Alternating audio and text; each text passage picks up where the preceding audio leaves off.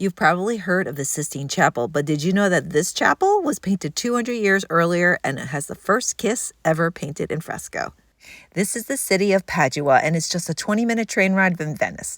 To get there, start at the main train station in Venice, Stazione Santa Lucia, and buy a Trenitalia ticket at the machine for €4.90 one way to Padua on the local train, not the high-speed train. Because my friend is a professor, we first went to visit the University of Padua, where Galileo and Copernicus enjoyed the freedom of independent teaching, separate from church and government. The university was started in 1222, and it graduated the first woman ever with a university degree in 1678.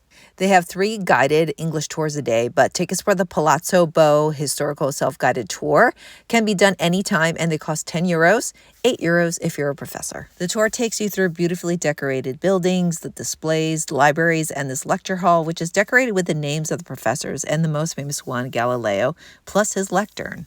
There's also the 5th vertebrae of Galileo preserved here, which triggered my memory of Galileo's finger in a glass jar in the Galileo Museum in Florence.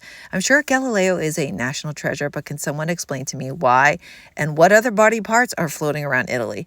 You can also walk into the surgical theater where students would look down to watch the cadaver dissections in the bottom. And this motto above the door says, "The dead are pleased to help the living." Speaking of living, don't forget that in Italy, there's a post-lunch break from 1 to 3:30 where stores are closed, but you can still get lunch at restaurants. Next was our time tour at Scrovegni Chapel. This was built by a wealthy banker who was hoping to buy his way into heaven by constructing this magnificent chapel. Each group size is limited. You watch a movie before you go in, and you only get 15 minutes inside the chapel, so you must buy your ticket online to reserve a time slot. Each row tells a different story, and this is a short visit, but it's small but stunning, so it's a definite must-see if you're in Padua. The museum next to the chapel is interesting, but it is mostly in Italian.